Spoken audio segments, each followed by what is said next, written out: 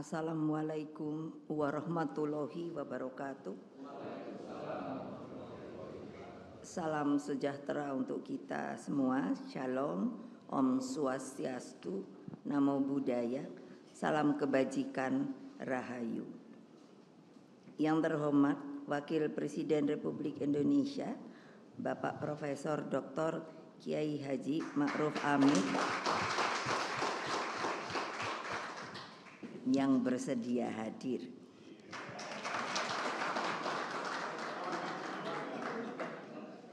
Yang saya hormati Bapak Ganjar Pranowo, calon Presiden Republik Indonesia dari PDI Perjuangan. Yang saya hormati Bapak Mahfud MD, calon Wakil Presiden Republik Indonesia juga dari PDI Perjuangan yang hadir secara daring. Para ketua umum partai politik, sahabat-sahabat saya, Bapak Hari Tanu Sudibyo, Ketua Umum Perindo, Bapak Muhammad Mardiono, Ketua Umum P3. Kalau dari Hanura diwakili oleh Sekjen, Bapak Beni Ramdhani. Para menteri yang hadir di sini, supaya Pak Ma'ruf tahu mereka ingin diundang. Jadi saya undang. Ibu Sri Mulyani, Menteri Keuangan yang menjadi sahabat saya sejak lama. Lalu sebetulnya Pak Basuki, Menteri PUPR, ingin juga datang tapi dapat tugas. Karena hari ini kemarin juga ada hajatan di Paku Alaman. Terus Bapak Tarifin Tasrif, Menteri Energi dan Sumber Daya Mineral, Bapak Teten Masduki, Menteri Koperasi dan Usaha Kecil dan Menengah, Bapak Sandiaga Uno, Menteri Kemenparekraf, Ibu Bintang, beliau dari Jogja cepat-cepat karena pesawatnya tertunda. Para menteri dari PDI Perjuangan, Pak Pramono Anung, Ibu Risma, Ibu sudah tadi saya sebut, Pak Yasoni Lauli, Pak Anas, Pak Hasto Wardoyo, Pak Hendar Prihadi. Hadir juga tim pemenangan nasional, Bapak Arsyad Rashid, Bapak Gatot Edi Pramono, Bapak Andi Wijayanto. Ini juga minta diundang. Saya yang hormati pakar pertahanan Dr. Koni Rahakundini Bakri dan Dr. Filda Citra Yusgiantoro. Lalu Bapak Basuki Cahayapurnama, lalu sesepuh kami dari dulu Bapak Sidarto Danusubroto, para kader PDI Perjuangan hadir Mas Prananda, Mbak Puan sebagai Ketua DPR, dan seluruh jajaran DPP, DPD, DPC partai, dan terutama anak-anakku yang ada di akar rumput, Satgas Partai, PAC Ranting, dan anak ranting yang sangat saya cintai. Hadirin sekalian dan tentunya rekan-rekan pers yang saya banggakan, ini saya ajarkan. Jadi kita mesti pakai dulu salam Pancasila 3. Saya enggak mau 1, enggak mau 2. Jadi siapa yang ikut PDI Perjuangan harus 3. Salam Pancasila. Salam Pancasila. Salam Pancasila. Merdeka. Merdeka. Merdeka. Lalu apa? Ganjar Mahfud menang, menang, menang.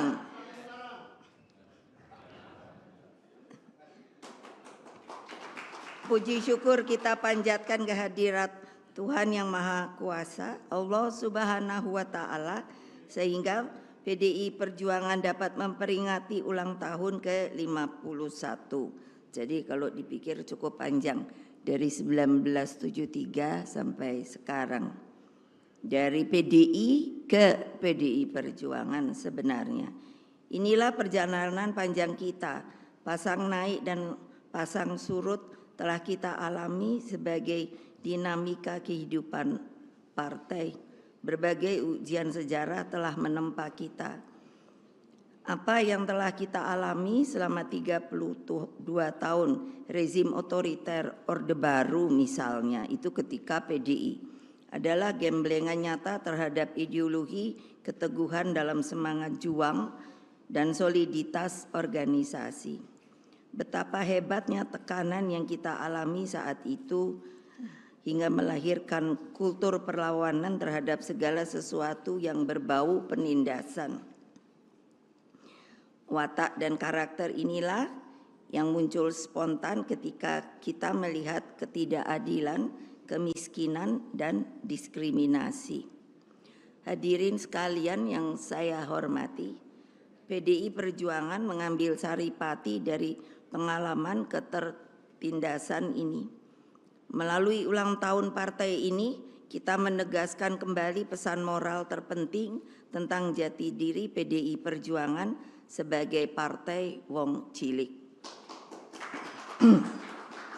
Partai yang seutuhnya menyatu dengan rakyat.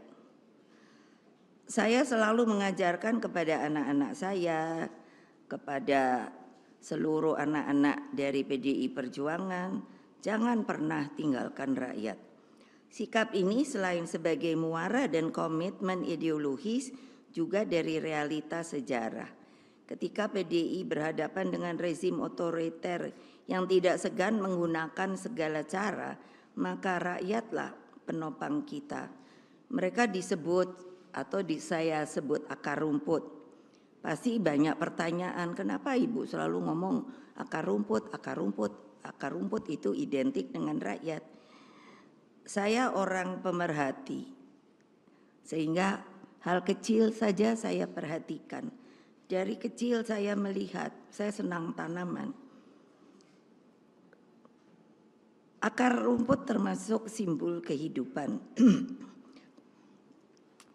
Saya selalu memperhatikan, dan rumput itu juga adalah makhluk Allah, dibuat oleh Allah Subhanahu wa Ta'ala. Apa coba? Rumput tidak pernah menyerah serta dapat tumbuh dimanapun. Ia mampu tumbuh di gunung, di tanah gersang, subur, dan sampai juga di laut. Jangan lupa, di laut ada namanya akar rumput, rumput laut. Rumput memiliki daya survival yang tinggi, sehingga meskipun dibakar, dipotong, dimatikan, dicabut, tetap akan selalu tumbuh karena akarnya selalu siap untuk tumbuh kembali. Tolong ingat, itulah rakyat. Akar rumput itu selalu bergandengan dengan erat. Kalau kita lihat, rumput tidak pernah sendiri loh. Mereka berhimpun, menjalin satu dengan satu. Yang ini dicabut, yang ini merana, tapi tidak mati. Dengan erat, kokoh, kuat, dan sama dengan akar rumput di PDI Perjuangan. Mengakar dan solid bergerak. Karena itulah betapa pentingnya turun ke bawah, ke akar rumput, ke rakyat. Perkuatlah akar rumput, sebab itulah kekuatan real kita. Camkan hal ini sebagai sebuah nafas kontemplasi kita.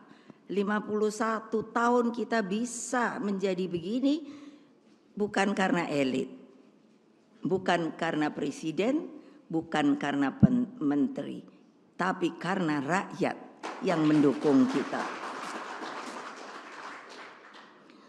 Anak-anakku dimanapun kalian berada yang saya cintai, Bung Karno telah mewariskan falsafah keberpihakan dalam diri Pak Marhain, sosok yang mewakili jutaan petani, nelayan, dan buruh dan seluruh elemen rakyat lainnya yang mendambakan kecukupan sandang, pangan, tempat tinggal, pendidikan, dan penghidupan yang layak secara kemanusiaan. Inilah warisan dan tugas terpenting politik kita. Terlebih ketika kita menghadapi, sebenarnya ini hari-hari yang biasa setiap 5 tahun. Tapi ternyata saya sering berbicara pada diri saya, kok pemilu ini sepertinya kok selalu dijadikan ajang. Padahal regulasinya itu sudah mantap, sudah ngerti siapa yang mesti coblos gitu.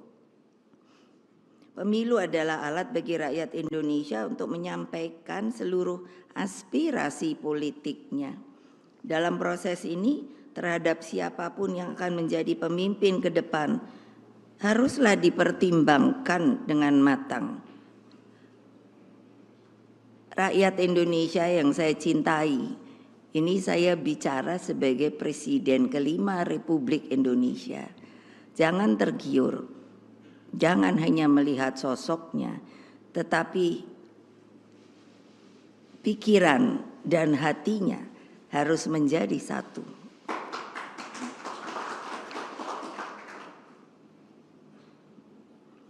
Cermati rekam jejaknya, moral dan etikanya, tanggung jawabnya, dan kemampuan memahami harapan lebih dari 270 juta rakyat Indonesia.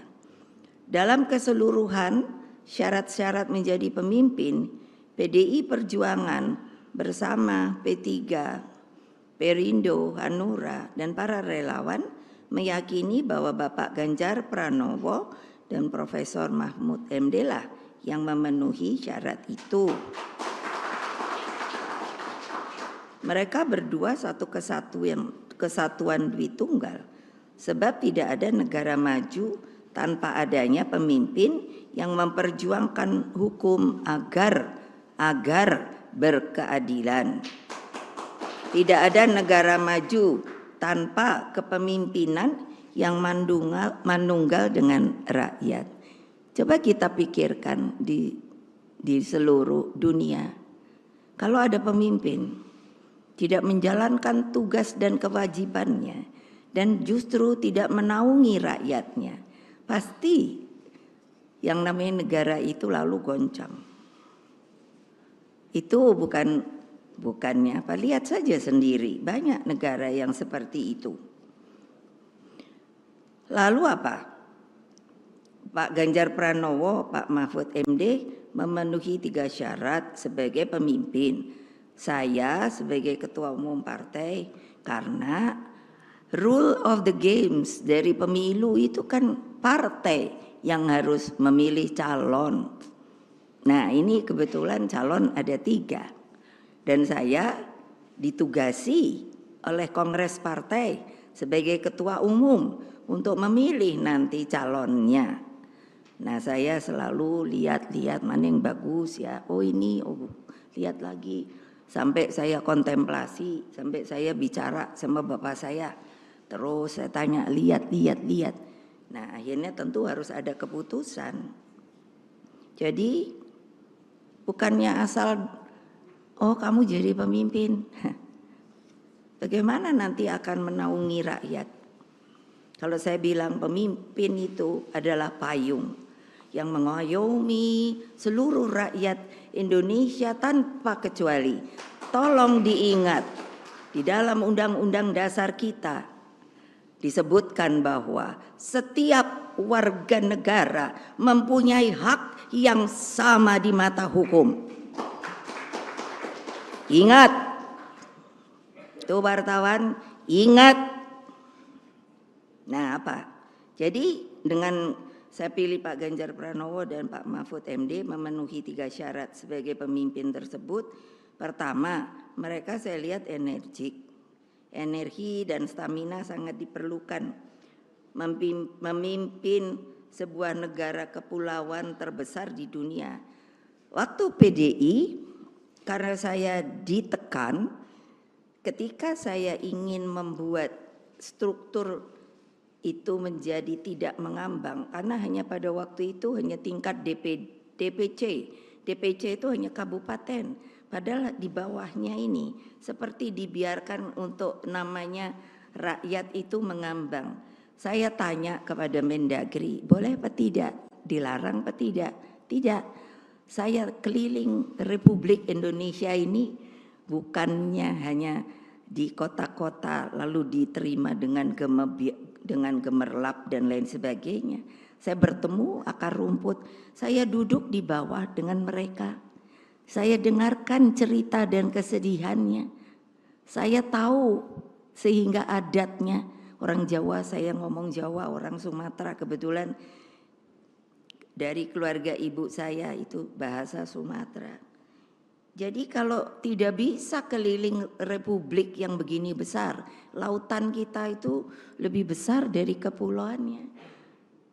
Banyak orang sepertinya masih berpikir kita ini benua. No. The biggest archipelago in the world. Mestinya bangga. Satu-satunya.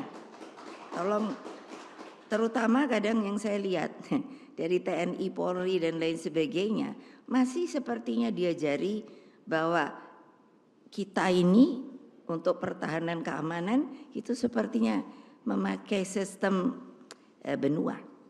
Lalu saya pikir ini bagaimana ya membenarkannya. Boleh dong kalau nanti ada yang, oh ibu kok ngomong begitu. Jangan lupa saya presiden kelima, saya pernah wapres. Jadi saya ngerti tata negara, tata pemerintahan. Gitu loh. Jadi apa? Adil. Orang harus menanggapinya. Capek loh kalau mesti bener keliling Indonesia sampai kampung-kampung gitu. Tapi enggak apa-apa. Saya senang aja. Kedua itu beliau cerdas. Lah, Pak Ganjar itu kan kader, jadi udah saya liatin. Semua kader saya nih saya liatin kok untuk kaderisasi. Memang harus gitu. Ada yang mengatakan, katanya kenapa kok disebut kader? Ya emang kader, itu persoalan saya. PDI Perjuangan, saya enggak tahu lain partai. Jadi cerdas, lalu baik, dan yang paling penting berempati pada wong cilik.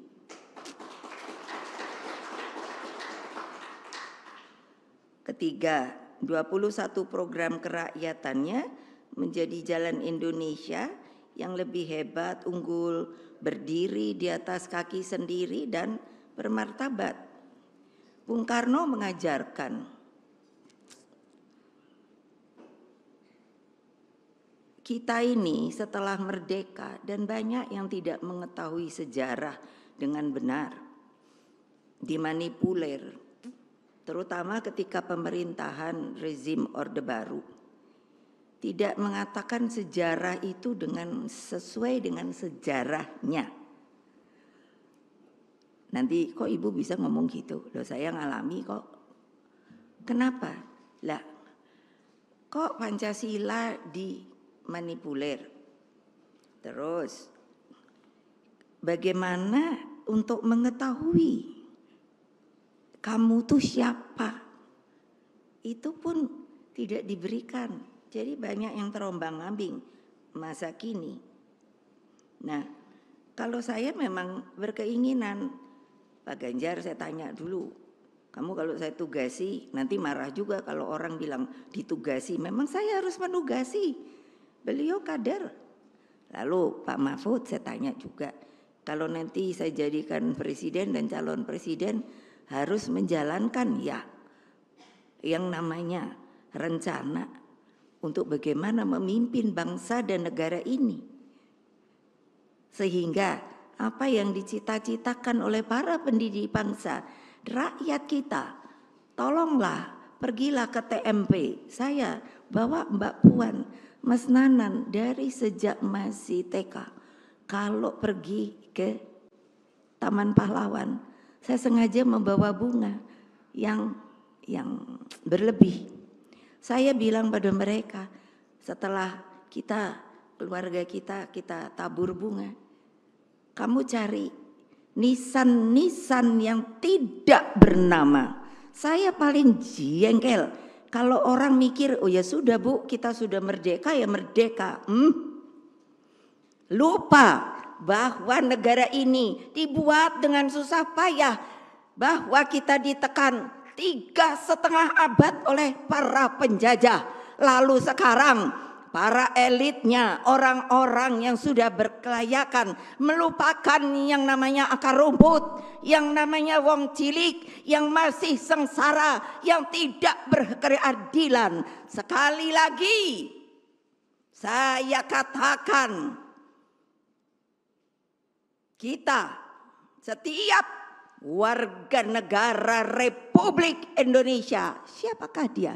Akar rumput, rakyat, mempunyai hak yang sama di mata hukum. Sekarang hukum itu dipermainkan, bahwa kekuasaan itu dapat dijalankan semau-maunya saja. No and no. Saya selalu bilang kalau ngomong tuh sekarang 3 kali. Kenapa? Karena nomor kita 3. Ya, siapa yang nggak setuju? Pasti diam. Tapi kalau nanti di belakang ngoceh. Saudara-saudara sekalian, pemilu bukanlah alat elit politik untuk melanggengkan kekuasaan dengan segala cara.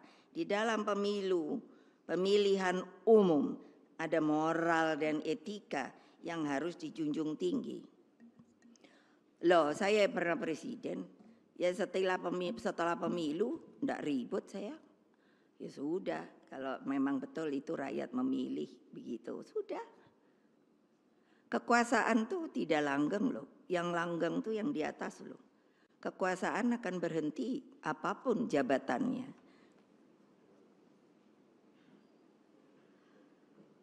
Kan sedih ya. Nah, pencermatan saya akhir-akhir ini sepertinya arah pemilu sudah bergeser. Ada kegelisahan rakyat akibat berbagai intimidasi. Namun saya bersyukur ada kekuatan nurani yang berbicara. Saya ikut merasakan bagaimana pergerakan masyarakat sipil, para mahasiswa dengan kemurnian idealismenya. Bahkan saya melihat seorang ibu, namanya Ibu Sinta di Jawa Timur dan ketua RT di Jawa Tengah. Mereka berani menyampaikan sikapnya. Saya lihat ketua RT marah-marah tuh saya langsung ngomong sendiri, cah gitu. Karena apa? Dia bilang mana surat perintah? Enggak ada. Terus saya nih ketua RT dipilih loh sama warga. Jadi kamu mesti lapor loh sama saya. Jadi mereka yang datangnya itu diam aja gitu. Itu hak loh. Kewajiban loh. Lupa. Emangnya rakyat mau kamu pentungin? Penjajah boleh kamu tembak, tapi kalau rakyat no. Ingat loh. Ini saya masukkan message saya dan pasti harus tahu siapa yang melakukan hal-hal seperti itu. Ini adalah negara merdeka dan berdaulat, saudara-saudara. Tidak ada sebagian yang merasa berkuasa. Kekuasaan itu adalah di tangan rakyat. Jawab kalau ada yang tidak setuju. Itu saya mau. Kalau nggak sama. Itu apa? Katanya demokrasi, demokratis. Mana? Mereka berani menyampaikan sikapnya. Insan pers juga terbukti mampu menjadi benteng demokrasi. Di tengah arus gelombang menjaga demokrasi itulah, maka kepada TNI, Polri, dan aparatur sipil negara harus menjaga prinsip netralitas.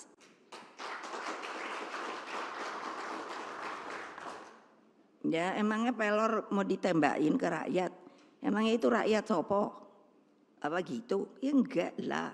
Kalau saya tuh suka ngomong, itu di sana itu ada Mbak Koni ahli ini pertahanan keamanan. Saya bilang sama beliau, emangnya kalau udah jadi jenderal tuh keren. Dia kalau nggak ada yang siap, sampai kayak gitu, sampai kan nahan napas gitu. Saya liatin, ya. Aduh, yang namanya prajurit tamtama itu disuruh ngikutin, kalau nggak ngikutin katanya subordinat. Iya, saya bilang kasihan, emangnya bukan manusia? Manusia lah. Ingat loh. Terus coba apa? Sebab TNI terikat dengan sumpah. Sumpah itu kan pakai itu, pakai Al-Quran, pakai Injil, pakai kalau Hindu apa ya? Saya kurang tahu namanya. Weda. Iya, jadi kan bayangkan sumpah itu bukan sumpah omong kosong loh. Sumpah itu sama yang ke atas loh, jangan lupa sampai mati loh. Makanya ketika saya disumpah wapres, disumpah presiden, lain dengan janji jabatan loh. Tolong dipisahkan. Ya, jadi ingat loh, sebab TNI terikat dengan sumpah Sabta Marga, Polri dengan Tribrata, aparatur sipil negara dengan sumpah jabatan. Nah, coba bayangkan loh, saya yang salah tuh siapa sih? Ketika kasus Boyolali, dan saya sampai mikir, sebenarnya apa toh yang ada di dalam hati dan pikiran mereka? Kok enak aja rakyat dibegituin? Lu apa nggak tahu kan sekarang anak muda seneng banget pakai motor apa breng-breng itu loh, apa knalpotnya dicopot, apa kan itu sebenarnya menunjukkan ya namanya anak muda apa mau sok jagoan gitu. Lah kok saya bilang enak men ya. Aduh sampai bonyok gitu saya lihat yang di apa dipukuli. Lah kok mulut bisa sampai sini yo. Kan saking cocor gemengkak itu.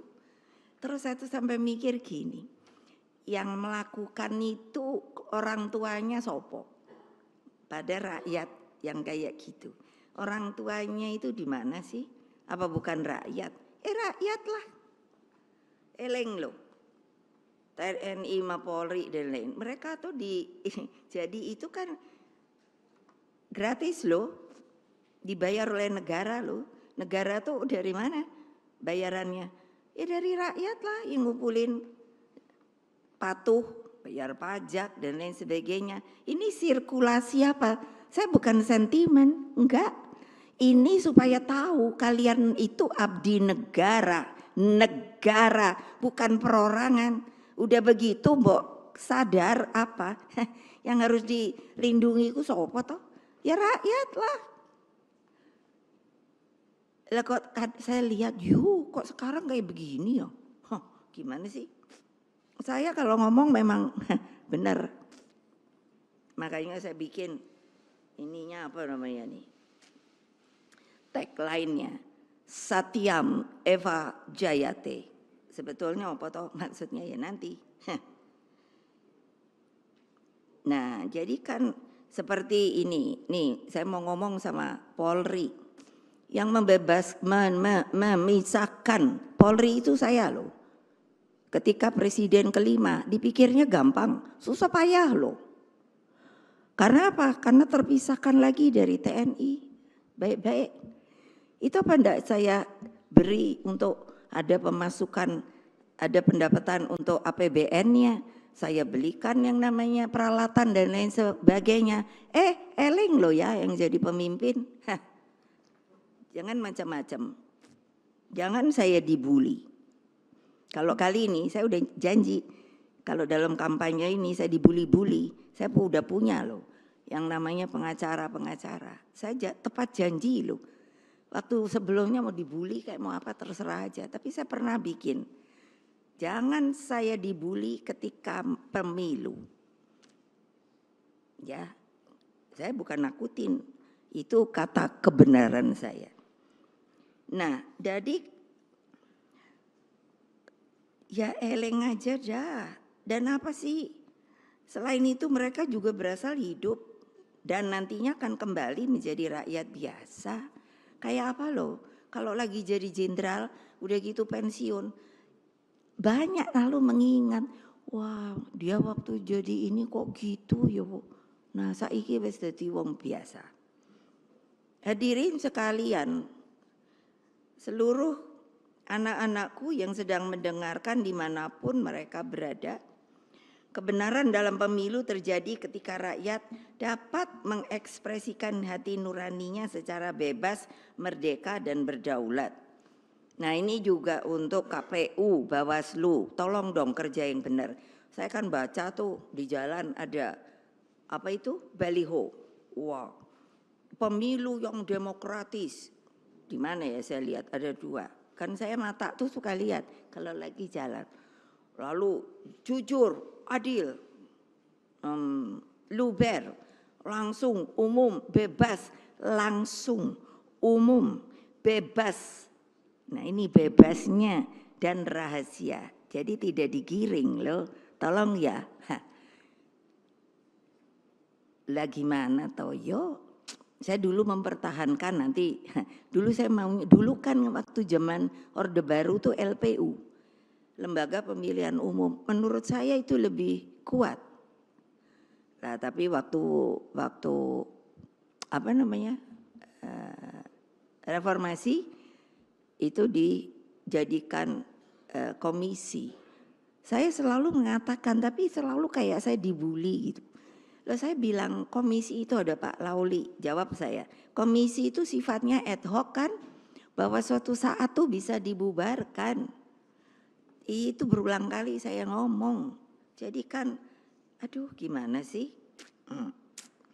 Kita berkumpul di sini karena meyakini kebenaran dalam politik itu. Mbok biarlah rakyat tuh senang gitu loh. Mikir-mikir sendiri. Tapi kita kan boleh memberikan omongan dengan baik. Itulah adanya debat untuk melihat dengan langsung positif, mana ya yang bagus, mana ya yang pintar, gitu loh. Lah kalau hanya mau jadi pemimpin tapi nggak bisa apa, yaitu menaungi rakyat. Yang paling kritis apa sih? Ketika jadi pemimpin sopo wae, itu dalam keadaan suasana, keadaan tuh sedang krisis atau kritis. Itu kan mesti dapat orang pemimpin tuh yang tak gitu, smart gitu loh. Iya, jadi apa juga ya. Ini pesan rohani saya. Guna menggelorakan pentingnya kebenaran dalam politik, saya secara sadar dan juga penuh keteguhan hati memilih tema HUT PDI Perjuangan ke-51. Mungkin banyak ibu kok bahasanya bukan Indonesia, yaitu Sanskrit, Satyam Eva Jayate, yang artinya kebenaran pasti menang. Jadi kan nanya, dari mana ibu dapat? Saya ini suka baca buku. Udah begitu lama saya kayaknya udah jadi anggota DPR. Seorang profesor lupa dari Perancis memberikan pada saya, dia membaca aksara di Candi Borobudur, lalu itu rupanya sejarah dan diberikan pada saya sudah diinikan dari bahasa Indonesia. Jadi ketika itu zamannya Raden Wijaya. Nah itu kan Majapahit, kalau nanti baca untuk datangnya kerajaan Majapahit datangnya dari mana. Ketika itu sedang sengsara, lalu ada seorang empu yang mengatakan, ingatlah, itu kata bukunya yang saya baca, tapi saya jadi ingat bahwa Pak Satyam Eva Jayate, kebenaran pasti menang. Jadi itu abadnya 13 loh. Dan itu saya pegang terus loh. Untuk rohani saya. Bahwa kalau saya cinta rakyat, apapun kejadiannya, itu harus berani teguh dan harus melindungi rakyat. Loh, saya aja benernya mesti masuk penjara waktu Orde Baru. Untung aja mungkin saya pinter, jadi dilepas lagi. Kebenaran pasti menang merupakan falsafah yang hidup dalam cerita-cerita rakyat. Coba deh, simbol-simbol itu selalu ada. Kebenaran versus keangkamurkaan telah menjadi tema abadi kehidupan. Kalau lihat cerita wayang tentang Pandawa dan Kurawa misalnya, mengajarkan pentingnya laku. Laku itu kalau bahasa Jawa kehidupan yang harus dijalankan. 5 sosok kesatria tersebut dengan bimbingan Ibu Kunti dan Kresna sebagai ahli strategi memperoleh kemenangan karena selalu bertindak atas tuntunan moral, etika, dan kesatu paduan dengan Punakawan. Punakawan itu simbol dari rakyat kecil, sosok yang mewakili rakyat kecil atau yang saya bilang akar rumput. Pesan politik kebenaran ini ternyata juga dapat diambil dari keteladanan Nabi Muhammad sallallahu alaihi wasallam. Karena apa? Seorang sahabat Nabi yang hidup katanya paling miskin namun sangat berbahagia, yakni Abu Dzar Al-Ghifari. Rasulullah itu berpesan, kulil haq walau kana muran. Apa yang artinya? Saya senang banget. Sampaikan kebenaran meskipun itu pahit. Tepoknya semua dong. Kalau nggak tepok artinya nggak setuju sama saya. Lori ini kayak ceramah rohani kok, biarin sadar. Nah ini lagi. Makanya kalau siapa yang beragama tolong eling. Hal yang sama juga disampaikan Siddhartha Gautama. Bahwa ada 3 hal yang tidak bisa disembunyikan. Apa? Matahari, karena dianya disuruh sama yang di atas. Dari terbenam dia naik, dia turun lagi atas perintah dia. Lalu apa lagi? Bulan, ketika matahari tidur, dialah yang disuruh datang menyinari seluruh jagat raya ini. Lalu dia tidur lagi. Terus apa dong? Hah? Yaitu kebenaran. Bayangkan Siddhartha Gautama yang banyak juga pengikutnya. Juga ada orang bijak, kalau di ini banyak banget. Dia atau mereka berkata, kebohongan itu, apapun kebohongan, pasti kebenaran akan mengejarnya. Jadi insya Allah kita akan menang 1 putaran. Siap? Siap? Siap? Kalian siap apa tidak tuh? Gitu loh. Yakin saya ada lagi Zenit. Orang yang bijaksana. Apa? Kebenaran itu suci di atas segalanya. Coba bayangkan kalau kita bohong, itu bohong sama diri kita sendiri loh. Nah, tadi saya bicara sama Pak Ma'ruf. Pak, saya diajari keluarga saya untuk agama Islam. Dari sejak kecil. Kalau saudara saya nakal, nenek saya terutama. Dia cerita, ada malaikat di kiri dan kanan. Kalau nanti momen saya mau apa, dia hanya begini. Terus bilangnya ke kiri. Jadi apa artinya? Nanti kamu dicatat sama yang kiri loh. Yang kiri mencatat hal-hal yang tidak baik. Kalau yang kanan itu hal-hal yang baik. Coba loh. Mbok yo gitu loh, para sadar eleng dek. Jangan hanya karena udah merdeka lalu bisa berbuat segala macam. Masa nggak ingat sama beliau seperti tadi pejuang. Anak-anak saya ingat nanya, kenapa kalau yang lain ada namanya?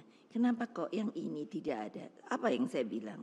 Karena dia secara lahir batin bersedia untuk memerdekakan republik kita. Ini Bapak Pas Pampres, ingat tugas Anda, mana dia? Pas Pampres, Pampres, iyalah. Jangan hanya karena apa? Memang menjaga presiden, wapres. Saya tahu saya juga dijaga, tapi kan ada ukurannya. Iling, ini bukan penjajah, ini rakyat Indonesia. Jadi keyakinan bahwa kebenaran lah pasti menang itu siapa sih yang ngejari? Ya beliau-beliau ini. Sampai teguh karena tahu kita dijajah. Harus dikalahkan. Kalian berani apa tidak? Iyalah. Masa pemilu aja dibuat ajang tarik-menarik? Ya enggak lah. Udahlah, bebaskan yang namanya rakyat untuk bisa memilih pemimpinnya dengan baik, dengan arif dan bijaksana. Jangan hanya didorong-dorong, disuruh-suruh, udah dengan intimidasi lah, dengan kekerasan lah. Aduh sudahlah, tolong deh, itu maaf, beribu maaf, toh orde baru akhirnya juga jatuh, gitu loh.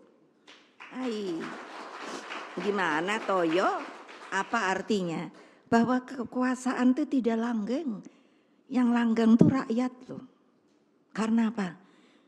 Siapa yang bikin rakyat? Allah Subhanahu wa ta'ala. Diturunkanlah manusia ke dunia. Jangan lupa untuk apa? Antara lain kalian itu kan menjadi apa? Bangsa-bangsa yang makanya beraneka ragam. Tapi satu jua. Apa coba? Jangan lupa loh. Sehingga para pejuang kemerdekaan dan para pendiri bangsa itu, mereka berani utuh mengorbankan diri. Kalau dulu saya diajari bapak saya, makanya kenapa saya selalu bilang merdeka. Kalau dulu bilangnya apa? Menurut saya gagah perkasa. Kalau ketemu katanya dulu tuh manggilnya bung ini, bung itu. Bilangnya apa? Merdeka. Nanti jawabnya apa? Atau mati. Bukannya apa? Lebih baik mati daripada tidak merdeka. Begitu loh sasantinya. Ayo kalian yang menjadi tentara Republik Indonesia. Begitu juga kepolisian. Netral. Awas ya kalau tidak. Ya loh. Loh saya ini orangnya kayaknya kalem. Itu si Opa tuh, itu polisi dia. No, bilang nama polisi dong. Jangan dong rakyat disakiti atau apa. Hanya karena dia memilih yang lain daripada kehendaknya. Ayo Opa, ngapain situ di apa namanya? Bantimpres. Ngomong. Tuh pada diketawain iyalah. Kalau situ PDI Perjuangan. Kalau bukan ya jangan. Ya jadi mereka tuh sampai seperti sopo ya. Yang kapal terbang pertamaku sopo yang jatuh pembentukan tunggu dulu. Kapan itu kan kita belum yang permulaan itu TNI itu kan tentu kan dari Laskar dibikin jadi dari apa untuk yang bisa gampang kan Angkatan Darat. Tapi setelah itu kan Halim Perdana Kusuma apa ya? Apa Adi Sucipto ya? Mana yang duluan? Sopo? Yang sampai jatuh itu loh. Adi Sucipto. Loh iya kok nggak pernah mikir loh ya. Itu benernya kan jenderal loh, jenderal penuh kan. Siap. Saya ini kenapa bisa gini? Saya ini pernah paskibraka. Jadi saya ngerti gitu. Cara hormat tuh gimana. Oh. Jadi jangan deh kalau saya lihat ini prajurit tuh pada melempem gitu. Aduh, wis ngono wae saya. Berjuang bermodalkan semangat, keberanian, visi masa depan. Lalu apa? Yaitu kesatu paduan dengan rakyat. Nah, hasilnya aja untuk Indonesia luar biasa loh. Makanya beliau ini dijatuhkan loh. Hasilnya bukan hanya Indonesia merdeka, namun benih-benih semangat anti imperialisme dan kolonialisme menjadi apa? Menjadi terus ditahan. Tidak bisa lagi. Karena apa? Kita yang mengadakan. Ini kan hebat ya. Negara-negara terjajah dalam sebuah konferensi Asia Afrika yang gaungnya sampai hari ini masih ada, dan gerakan non-blok. Inilah tinta emas sejarah kepemimpinan Indonesia bagi dunia. Bukan saya ini lalu, ya terang aja Bung Karno bapak saya gitu. Banyak kan yang bilang, banyak, oh ibu ya terang aja belain Bung Karno. Ya, memangnya saya mesti ngaku bapak saya Pak Badu kah? Pak Sopo ya memang Bung Karno bapak saya, tapi dia pemimpin saya, dia mentor saya.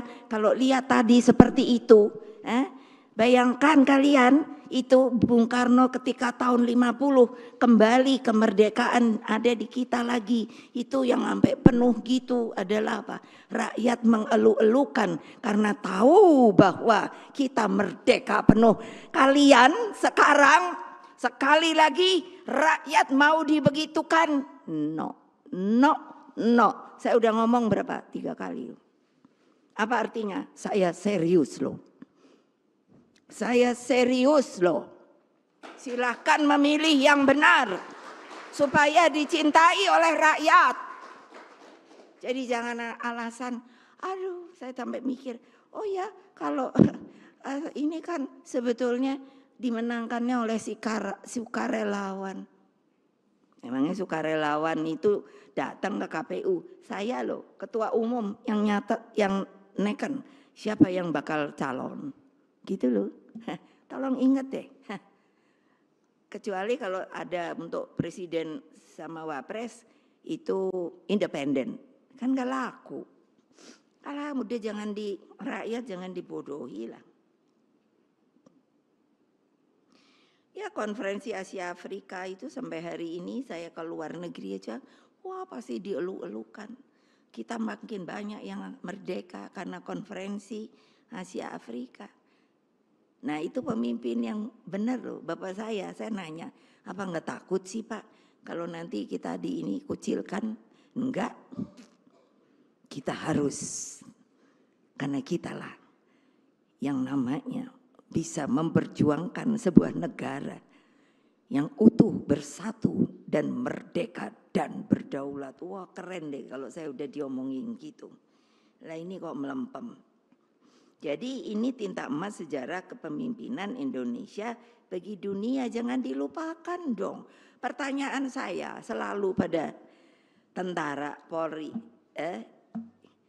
Kalau negara kita diserang, kalian siap apa tidak? Nanti jawabnya PR. Saudara-saudara sekalian, seluruh rakyat Indonesia yang saya cintai dan banggakan. Sekiranya setiap pemimpin dan setiap anak bangsa memegang falsafah kebenaran tersebut, maka politik akan menampilkan watak sejatinya untuk menebar kebaikan dan menjauhkan keburukan. PDI Perjuangan dengan usia yang 51 tahun ini menempatkan kepentingan rakyat, bangsa, dan negara sebagai akar dari seluruh eksistensi dan dedikasi partai. Semua dengan niat tulus, kerelaan hati, dan tekad mewujudkan kebenaran dalam politik. Sikap ini senafas dan sebangun dengan Bung Karno yang menempatkan dedication of life pada Tuhan, bangsa, dan negara di atas segalanya. Beliau berjuang dengan penuh rasa cinta kepada rakyat Indonesia melebihi apapun, sebab kehidupan rakyat adalah kehidupan Bung Karno itu sendiri. Kebayang nggak sih? Nggak ada yang mau nanya. Kita merdeka tuh sebetulnya yang ngomongku sopo toh. Hanya 17 Agustus dibunyikan proklamator. Lembok, ingat dong, kalau nggak ada beliau, belum tentu kita masih Bengkari terjajah. Ini fakta loh.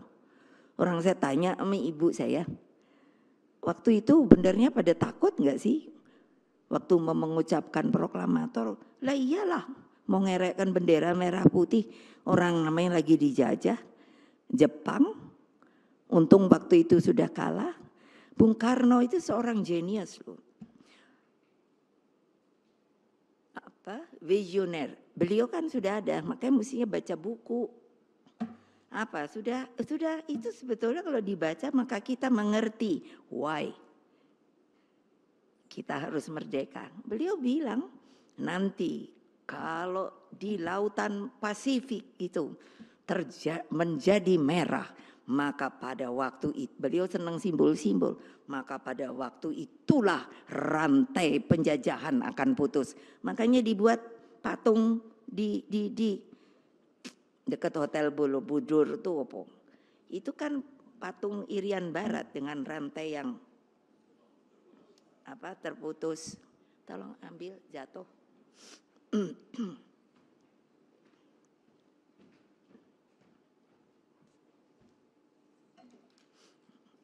Makasih. Lah gitu tuh kan mestinya itu membanggakan diri loh. Dan membuat kita harus ingat, saya waktu dengan sukarelawan kan saya bilang yang paling awal, who am I? Bukan who I am. Kalau I am saya. Tapi kalau who am I artinya banyak. Karena saya mau menyadarkan bahwa kalian itu tidak akan, bayangkan 350 tahun.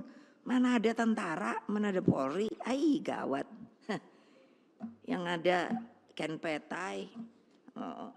Kalau orang Belanda tuh, apa namanya ya? Kenil, loh yo, kan kayak apa?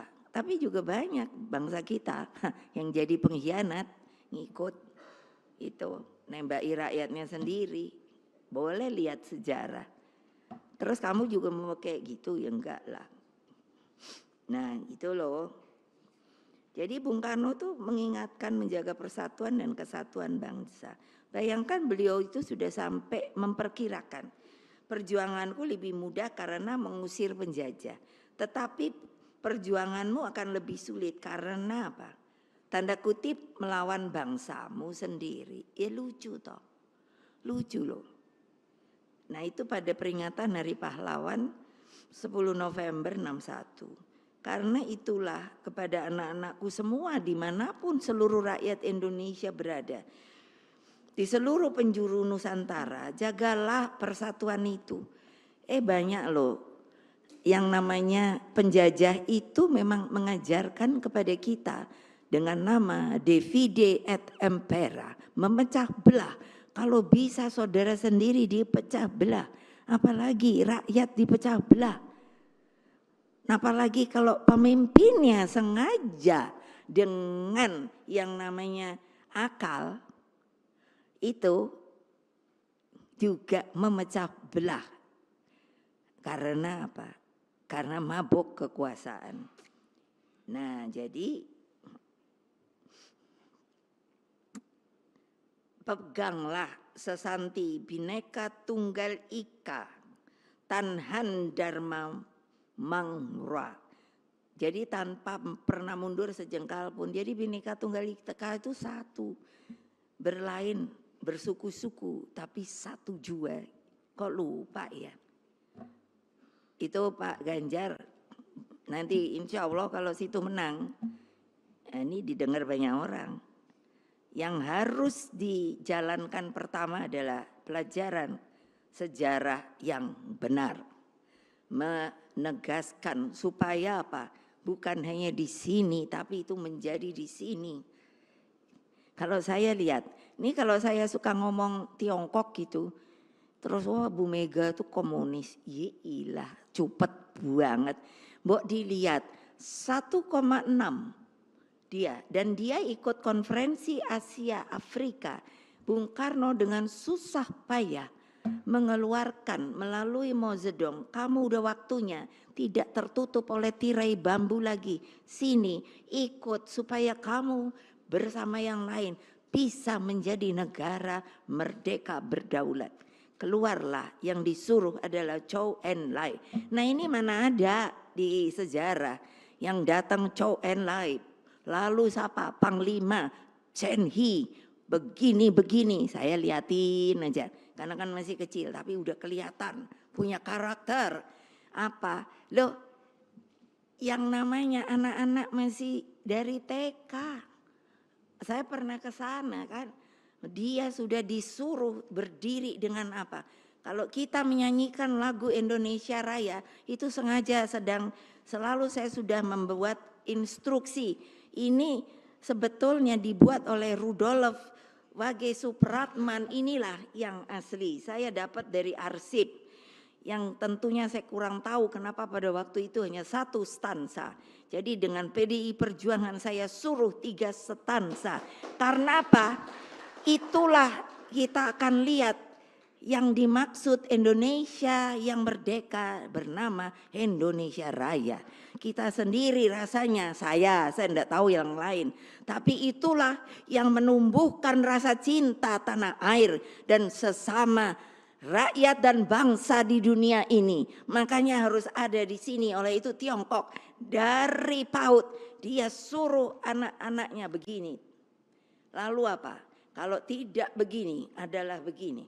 Nah coba bayangkan, hai masih kecil. Lalu saya dibilang komunis, saya nggak ngikut komunis. Saya ngikut Pancasila. Tapi kan banyak hal yang bisa untuk ditiru. Mengapa bisa? Saya dapat dari Presiden Xi Jinping surat. Karena sebenarnya Mbak Puan yang datang waktu partai ya yang kamu diundang itu. Apa? Disebut bahwa sekarang ini di Tiongkok itu nggak mungkin dong berani tulis surat. Sudah tidak ada kemiskinan sampai di tingkat desa. Pertanyaan saya, apakah sampai tingkat desa itu bukan ada rakyat yang kita sebut fakir miskin? Makanya kenapa yang namanya tagline saya pada Raker berapa? Rakernas 3 adalah fakir miskin mesti dipelihara oleh negara. Bisa apa tidak? Bisa. Kamu mesti hitung APBN nanti dengan Menteri Keuangan. Iya dong. Nah jadi kan betul kalau ada Pak Mahfud. Gimana nih jangan korupsi. Ya habislah kalau korupsi. Tapi kalau itu semua dikumpulkan gitu. Sebenarnya mudah. Indonesia itu mengapa disebutnya kaya raya. Itu benar. Saya kan ditunjuk lagi untuk jadi di badan BRIN, Badan Riset Inovasi Nasional. Itu researchernya aja 8.144. Profesor, doktor, sudahlah segala macam.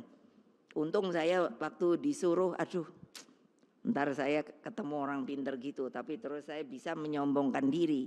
Jadi waktu mengenalkan diri saya Ibu Megawati Soekarno Putri, gelar saya 2 profesor, 10 honoris causa doktor gitu kan.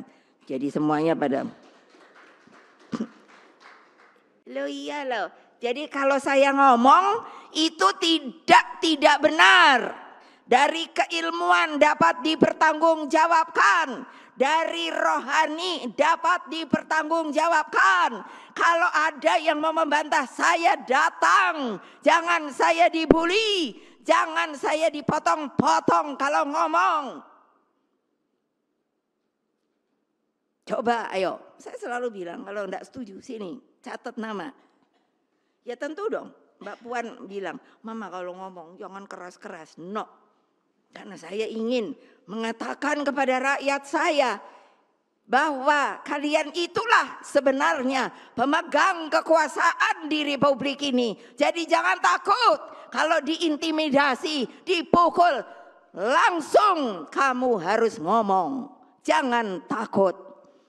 Karena yang memukul kamu, mengintimidasi kamu, ingat adalah rakyat Indonesia juga. Sampai pemimpinnya. Nanti Pak Ma'ruf juga pensiun. Siapa yang nggak mau pensiun? Udah pasti. Saya pensiun. Kok aneh banget. Gitu loh. Nah jadi apa kalau saya udah ngomong kayak gini? Ya dong, amanat penderitaan rakyat tuh ada dan disimpan di sini loh. Jadi terus bergerak ke bawah, memperkuat akar rumput. Ya loh. Hai, siapa yang itu saya bilang sama Pak Hasto, nih biarin didengerin juga. Siapa yang nggak turun? Hanya turun sehari, udah itu nongkrong. Nggak saya jadikan loh. Itu supaya tahu loh. Ya loh, karena saya mau, karena kita sudah menjadi partai terbesar. Karena apa? Karena disiplin. Karena kita solid dalam bergerak. Karena kita mengikuti apa yang diinginkan oleh rakyat. Tapi kan kalau mau jadi besar, hanya mau jadi anggota DPR, mau jadi eksekutif, mau jadi presiden, entar dulu dah. Ya entar dulu deh. Apa mikir dong? Dong. Coba pikir ayo, renungkan. Solid bergerak dengan penuh kesatu paduan, solid dan bergerak dinamis dengan satu irama kemenangan. Sebab rakyatlah sumber kebenaran politik dan jalan bagi masa depan Indonesia Raya kita. Bersatu kita teguh, bercerai kita runtuh.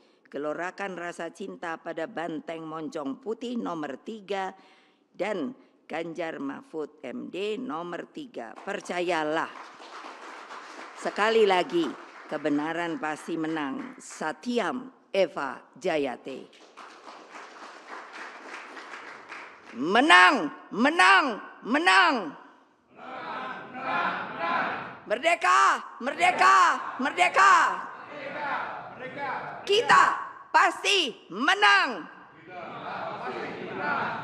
Satu putaran. Semoga Allah yang Maha Kuasa meridhoi perjuangan kita. Wassalamualaikum warahmatullahi wabarakatuh. Om Santi, Santi, Santi, Om Rahayu. Makasih.